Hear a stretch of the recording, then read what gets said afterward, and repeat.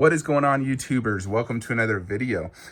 Today we're doing a continuation of line-by-line tours of my collection. Today we're going to be checking out my Lord of the Rings line. This consists mostly of Weta and Sideshow collectibles. So I do have two Lord of the Rings statues, as you can see here, more or less my monsters, and I feel like these fit great next to my dinosaur line. Because, in essence, they're sort of like a dinosaur, a freaking dragon.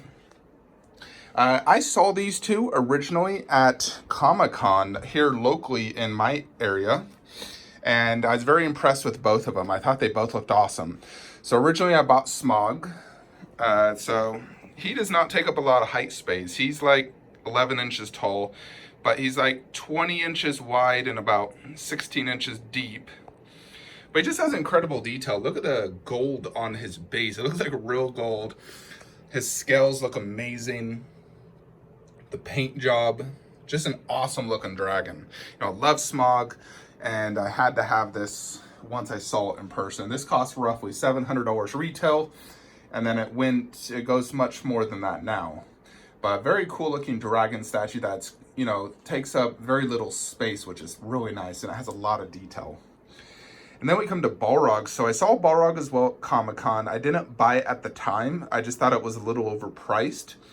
And I eventually ended up buying it during one of Weta's winter Christmas sales. I got this bad boy for like $200. I couldn't believe it. So I had to jump on it with that price tag, and I'm sure glad I did. I do really like this one. I think it's awesome. I love the pose, the base. Now, Prime 1 is coming out with their Balrog, which I believe is much bigger, probably more detailed, and looks awesome. But it's also quite a bit more expensive than this $200 one I got. I do like these two quite a bit. I think they do look very, very cool. Now, there is a few Lord of the Rings statues I do want to get, mostly creatures. But here is the remainder of my Lord of the Rings statue collection. Have it right next to my Jurassic. So first you have the wall-mountable Weta bus. So they've only made 3 so far in this line, and I have all 3. First is the Smog. This is the first one that came out, and I absolutely love it. I think they did a phenomenal job here. Just a really awesome looking dragon wall-mountable bust. And Smog is such a cool looking dragon. So very nice job. The scales on his skin just look so realistic. I love it. The second one they came out with was the Fell Beast. This is the beast that the freaking Morgul Lord rode and some of the Dark Riders of Mordor. This one is phenomenal as well. It's bigger than Smog. Might be the biggest one, actually. It's very big. And this thing right here is removable, but I think it looks much better with it on. But super, super cool looking, this is sort of like another dragon in essence. But very, very cool, glossy mouth, amazing detail. The paint job is immaculate. Weta really does very good work, but they're also very expensive. These were retail, I think, $700 each. And they go for more now. And the most recent one is the Balrog. This is one I waited a while for. It does have a light up function, although it's AC adapter, and I'd have to run a cord along there, and I really don't want to see an ugly looking cord.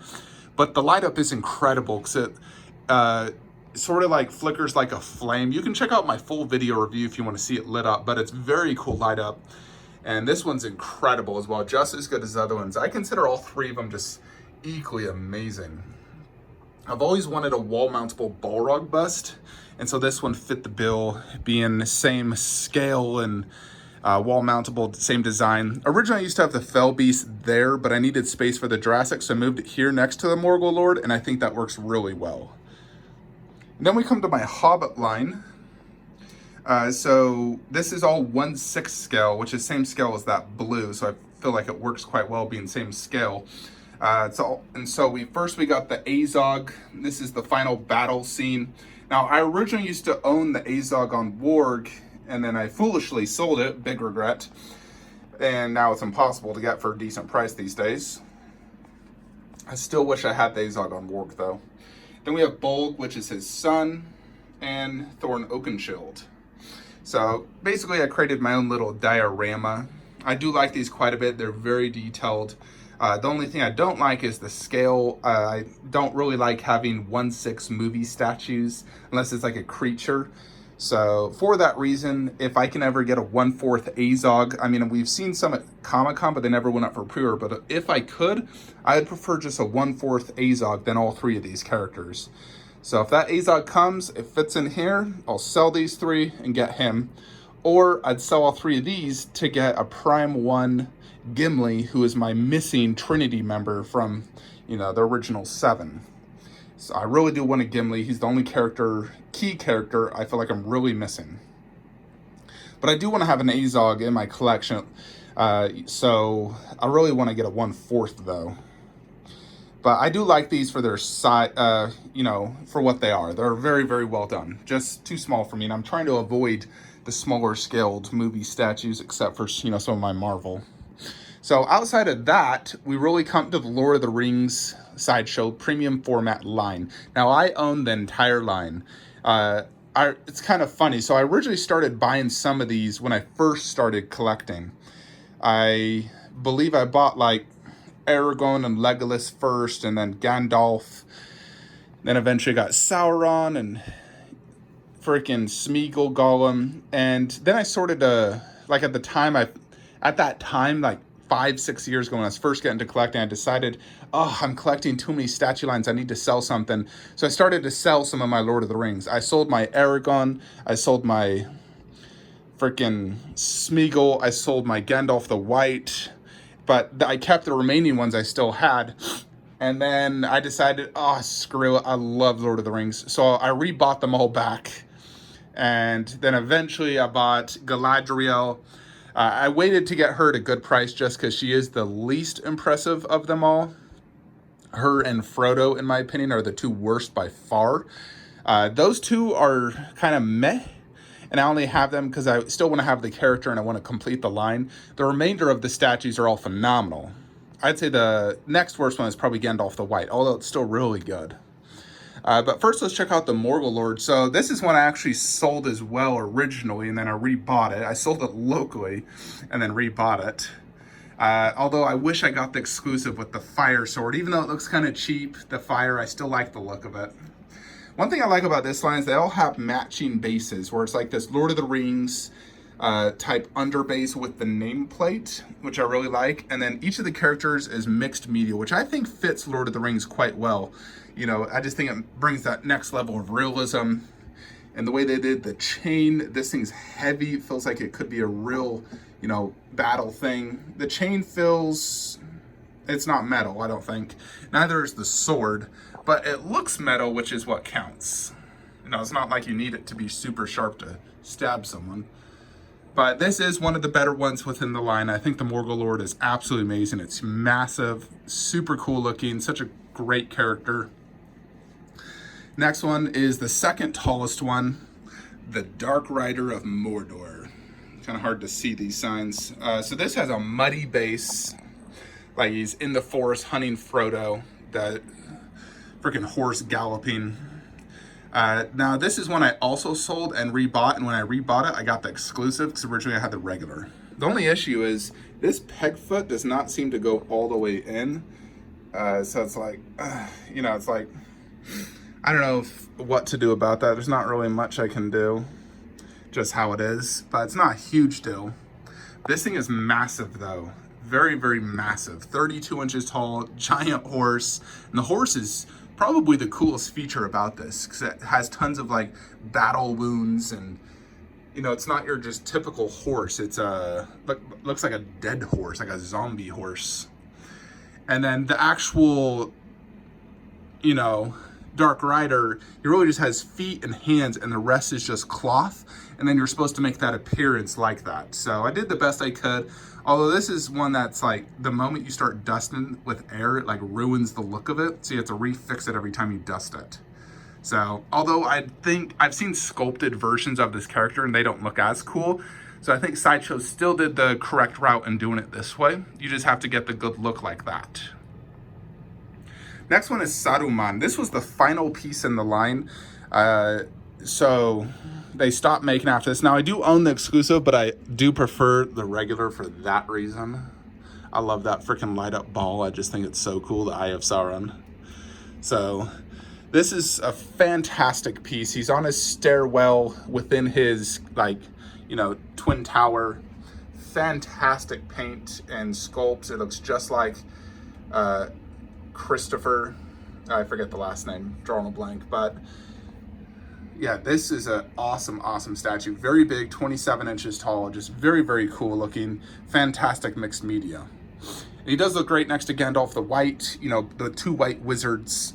So this one's the Return of the King version. Very nice mixed media. You know, the cut and sew looks great. The face sculpt looks good. Could be slightly better, maybe a little bit more life in it, but it does look fantastic. And this is the exclusive, which is the sword hand, which I do prefer. So definitely an awesome piece, and only takes up, you know, like 22 inches of space, which is nice. Not a huge base.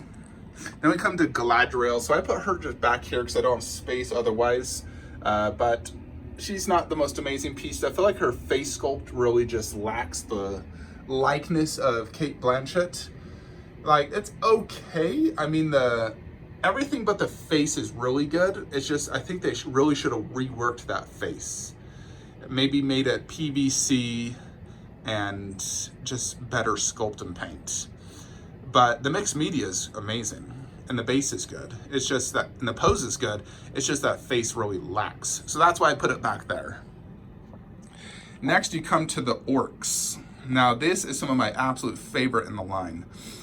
So start with the Moria orc. Now I have the exclusive, which is what I'm displaying with the helmet. So if you watch Lord of the Rings, there's a ton of orcs with helmets on. So I did want to have at least one with a helmet on. Now his unmasked head is still really cool, but I do like this helmeted version. And he's holding dual sword and a shield. He's a Moria orc. Then you have the Black Orc Scout. I do not have the exclusive on this one. The exclusive is this backhand holding a hammer. And so I did not get that, unfortunately. I would have liked it. This one's really well done. I love the pose, how he's like lunging. Very creepy looking face. Very, very cool. Then you come to arguably two of the best in this entire line, Lurtz and Berserker. Now Lurtz, I do not own the exclusive, unfortunately, which is him holding a bow and arrow. So I just have him displaying his sword and shield. But the Berserker is exclusive, is an absolute must-have for me. So the regular is him holding some arrows, but the exclusive is him holding a severed Rohan head, which I think is just so, so epic. So it's a must-have for me. So thank goodness I got it, and it's perfect condition. But these two are just fantastic because the detail, the skin texture, the mixed media is just absolutely fantastic. Of the two, I do like Berserker more.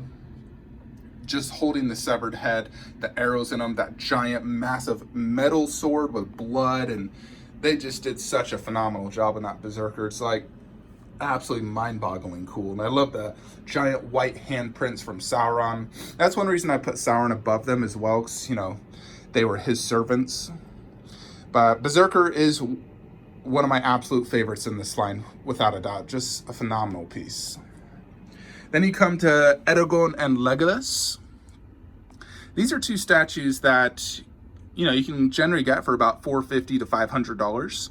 And they're still really nice. I mean, they have good likeness, a decent pose. They fit in the best of great. So Legolas's exclusive is that little orc head on the base, and Aragorn's is that little dagger. But they are nice statues, no doubt. I like them. I think the likeness is great. The mixed media is great. I do think Prime 1 is better. I mean, obviously this is like way old, and they're very simplistic, where Prime 1 is going all out, doing very busy bases, tons of switch outs, like 4 heads for Aragorn. So obviously Prime 1's going to be better, but it's also going to cost, you know, $1,200 to $1,500 with shipping, where this was $450. So plus this doesn't take up a lot of space, and theirs are like 30 inches tall each. But this is good. I mean, I think if you were to collect Lord of the Rings now, just go all in Prime 1. Don't collect Sideshow. But for me, since I already have Sideshow, I'm not going to go and sell my entire Sideshow line to go fund Prime 1. It's just so much hassle. They wouldn't fit good in these Stuvas because they're so big. So I'm going to keep this and just get a Gimli or Azog 1/4. And there also is 2 other pieces I may get eventually. All right, and the other pieces, we have Smeagol. Now this has a switch out bust, which is the Gollum, and you can switch the nameplate as well. Although being lower, I like the Smeagol holding the ring up in the air. I just love that pose. Now Prime 1's showed off theirs, and it looks really good. You know, like real hair, the eyes. But this is still a fantastic piece. You know, they really did a phenomenal job on this Sideshow. And then Gandalf, I bought this one from Germany. It arrived broken though, that staff broke right there, annoying. But it actually still lights up. This is the regular, I did not get the exclusive, which is the no hat version. But fantastic piece, big, looks great, looks just like him. So very, very cool. Then you have Frodo. This one is one that really just needs a fresh repaint. The sculpt is there when you look at the 3D renders, but the paint job just lacks. Otherwise, the mixed media is good and everything about it's great. It just, you know, lacks in the paint job. You know, ultimately though, I would love to, you know, if I could even just get the Prime 1 Frodo and Gollum. I think that would look fantastic, and it's not super big. Then we come to the best piece in line, Sauron. So mine is a custom repaint. The original one has a red glow. Now when I bought this, it actually arrived to me broken. His leg broke right there. Frickin' sucks balls. Because I can see it, it's annoying. But I also got it with the Gollum exclusive. I originally paid $900 and basically got almost all my money back. I ended up paying like 150 bucks for both of them. So due to that fact, I can accept that. But it does suck nevertheless, seeing that damage. But I do love the paint job on this. I've seen the original in person, and I do like mine more for sure. But this one's the best for a few reasons. One, it has the best base. There is no under base saying Sauron, which I would have liked, because it doesn't match the line as much. But I love all the skulls, the shields, everything about the base is just sick. One of the coolest bases Sideshow's done. It just needs that under base saying Sauron. His pose is fantastic. It's, you know, classic pose from that poster, you know, holding out his freaking giant staff. No light up, he's wearing the ring. The mixed media is this cloth right here. This piece stands 3 feet tall, 36 inches. It's the tallest 1/4 scale statue I own, actually. Even though I own a lot of big 1/4s, he's still the tallest. He's just takes up a ton of presence and just freaking awesome. So Prime 1 does have their Sauron, although I feel like it looks a little off. Like maybe the legs are too short, but the base is freaking awesome. The pose, you know, makes him like 40 inches tall.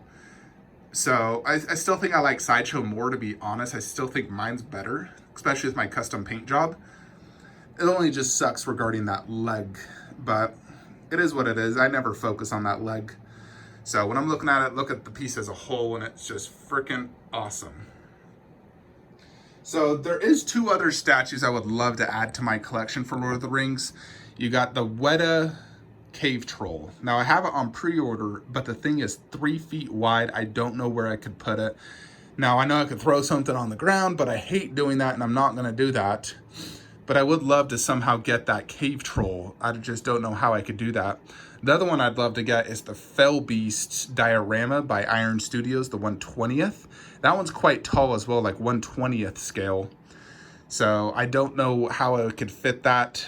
I would love to get both of those though. Ideally, let's say hypothetically, I sold my Raptor bust, and if I could fit both of those right there on top of that bust, that'd be sick. But I don't think I could fit both. I could only fit one, either the Fell Beast, which probably would be the better option considering it's more in scale, and then I have the bust, but I don't have a cave troll, and I love cave trolls. So I would love to get a cave troll somehow. It's just that Weta is so wide, so I may have to go with the Iron Studios 1/10 and fit it in somewhere. You know, I'm sure I could fit it somewhere. Because the Iron Studios is also much cheaper, but doesn't look nearly as good in my opinion. Anyways, you know, I'm a huge Lord of the Rings fan. I still remember seeing these movies in theater when I was a kid. They're still to this day the best trilogy ever made, in my opinion. I don't think there's a better trilogy out there. You know, so absolutely fantastic statues, brings back so many great memories. I still watch the trilogy probably once a year. I just got it in 4K, and actually I need to rewatch it. But let me know your thoughts and opinions below. Do you think I should ever consider getting the Cave Troll and the Fell Beast or the Azog 1/4? And if so, where would I put it? Because as you can see, I'm simply out of space.